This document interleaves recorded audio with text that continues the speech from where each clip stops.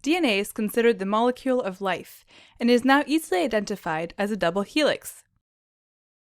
However, figuring out its structure and how DNA works was not an easy task, and just a little over 60 years ago, it was still a complete mystery. Then, in 1953, came Watson and Crick, who, with the help from colleagues Rosalind Franklin and Maurice Wilkins, discovered how the 6 billion base pairs that make up our genetic material are stored in the cell. The DNA was actually a helix made of 2 strands. This DNA was passed on from generation to generation as a double helix. Specific DNA bases, which we call A-adenine, T-thymine, G-guanine, and C-cytosine, are found on both strands and pair with each other in a conserved way. A pairs with T and G pairs with C. Our DNA is made up of these 4 bases in a variety of different orders that code for all of life.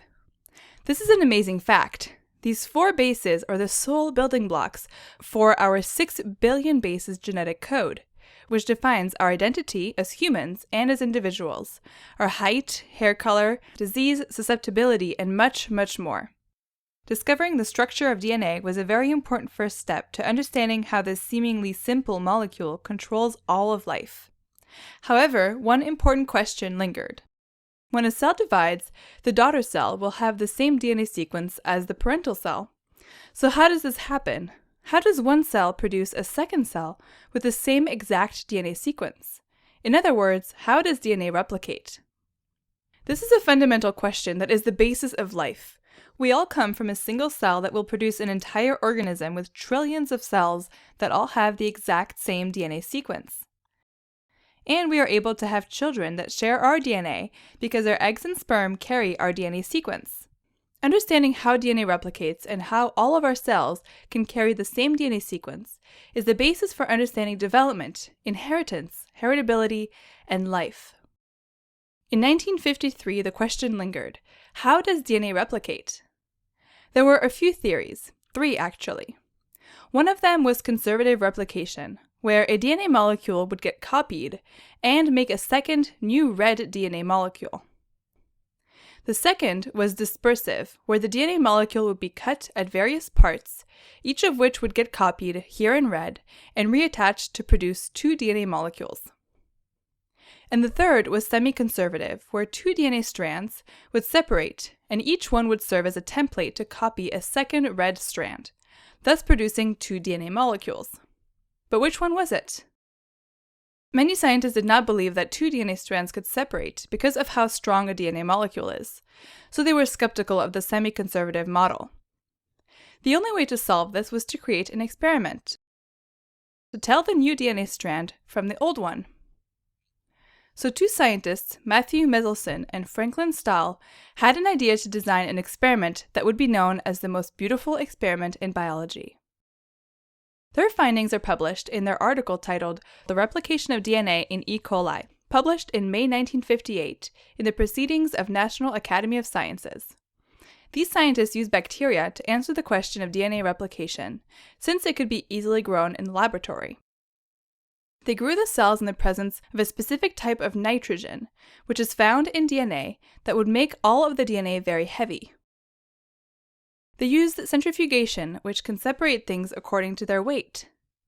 Initially, all of the DNA in the cell was heavy and was at the bottom of the tube, since it was grown in heavy nitrogen. Then they started growing these cells in the presence of light nitrogen, so all of the DNA made in subsequent cell divisions would be lighter. After one cell division, the DNA was half as heavy, so half of the DNA molecule contained heavy nitrogen and the other half didn't. This is not in line with the conservative DNA replication model, which would predict that one molecule would be all light and the other all heavy. However, this is in line with the semi-conservative or the dispersive model. After 2 cell divisions, the DNA molecule was now either half heavy and half light, or entirely light. So this is now not in line with the dispersive model, which would predict that the DNA after 2 cell divisions would contain a mixture of heavy and light DNA. Instead, this experiment agrees with the semi-conservative DNA replication model. Every cell gets one old DNA strand and one new one.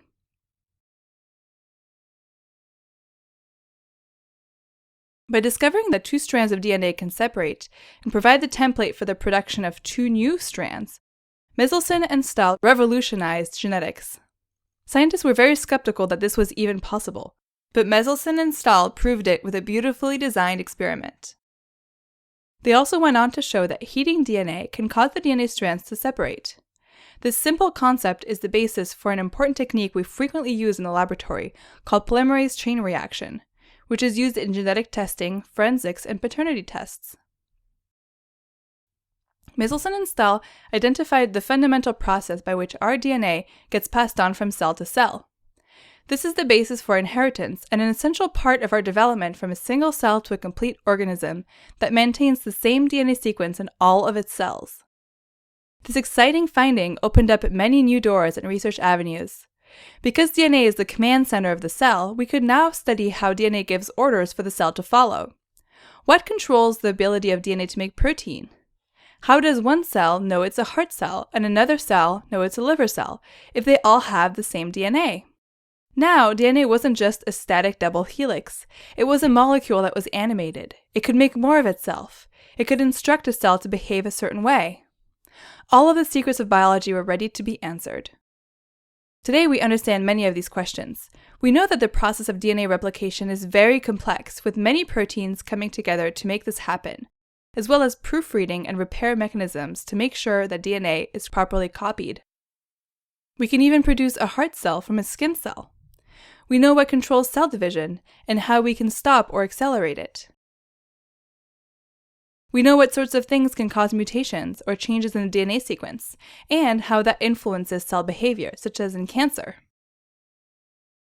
It's amazing now to look back at this very fundamental finding, that DNA replicates in a semi-conservative manner, and see how it has revolutionized biology and our appreciation for DNA. This video has been provided to you by Eureka Science and iBiology, bringing the world's best biology to you.